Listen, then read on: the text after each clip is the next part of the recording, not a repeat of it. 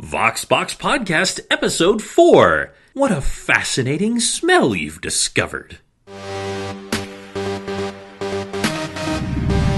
What is thy bidding, my master? There is great disturbance in the force. The Vox Box Star Wars Podcast, your source for Star Wars comics, news, and more. And now your host, Michael Corley. We have a new enemy. Welcome to Vox Box Star Wars Comic Book Podcast.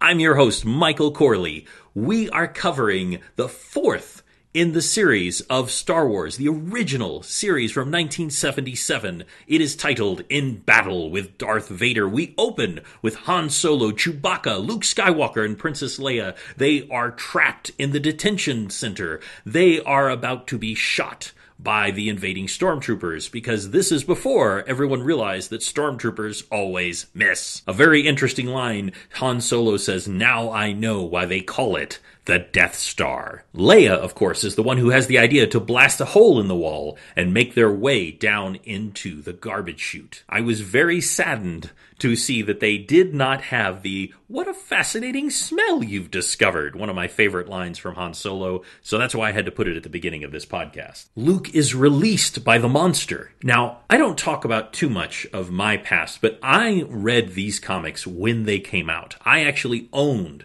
the 6-part series for the original Marvel Comics. I also owned the ones for The Empire Strikes Back and the ones for Return of the Jedi. Why? Because me and my two brothers were huge Star Wars fans. And for some reason, the one panel of Luke Skywalker spitting out the garbage goop just grossed me out as a child, and I just had to share that with you. I'll put that panel up on the website. As the walls are beginning to close in, Han Solo, of course, is contractually required to say, "I've got a very bad feeling about this." Luke is trying to reach C-3PO, but he can't because C-3PO had to hide, where he is actually able to very successfully fool stormtroopers, which is not very hard because, as we see again and again, stormtroopers be dumb. In the nick of time, R2-D2 is able to shut down the compressor before they get a whole lot thinner. Once our heroes have escaped from the trash compactor, Han and Leia begin to argue, and you know what that means? Dramatic reenactment.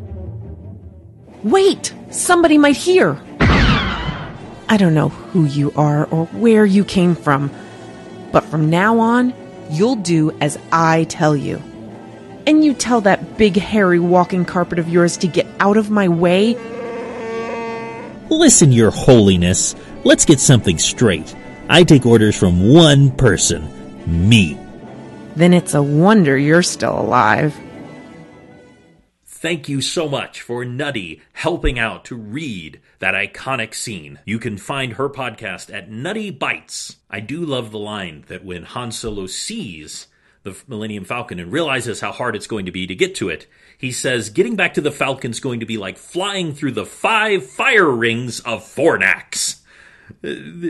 I just love that they just have to add as many high fantasy science fiction terms as they possibly can. Han and Chewie are trying to hold off the stormtroopers. Luke and Leia are making their way across the open chasm. And that's when Luke throws out the grappling hook. And Princess Leia gives him a kiss. The first of 2 kisses that Princess Leia gives her brother. We cut back to all the figures, Han and Chewie, Leia and Skywalker, and Obi-Wan Kenobi, all making their way back to the ship in separate ways. And that's when Obi-Wan is cut off by Darth Vader. Obi-Wan pulls out his lightsaber, which is also purple, to fight Darth Vader, whose lightsaber is also purple. There are some fascinating lines in here. The narrator saying, "For a moment, the 2 galactic warriors stand perfectly still, sizing each other up. Obi-Wan tells Darth Vader, 'You only know half of the Force, Vader. You perceive its full power as little as a spoon perceives the taste of food.'" I'm kind of glad that line didn't make it into the movie. There is a close-up of the 2 of them locking lightsabers. The narrator says, "Then his sword locked with Vader's. Ben begins backing into the massive starship hangar. The lightsabers locked in midair. The two powerful warriors stand motionless, like titans out of some lost time. The escaping heroes see the battle, and that is when Darth Vader says, "I am the master now." And this is very different from the movie. When the lightsaber passes through Obi-Wan Kenobi, he doesn't simply vanish.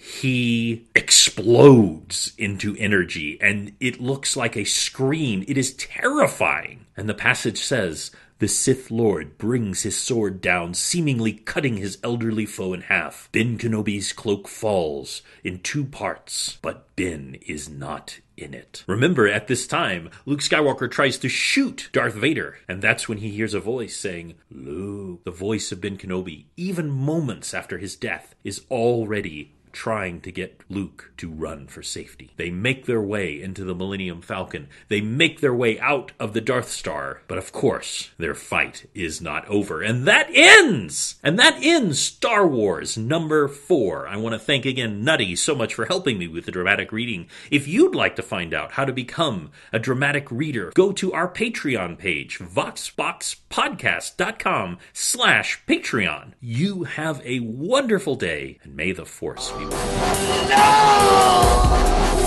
failed, Your Highness.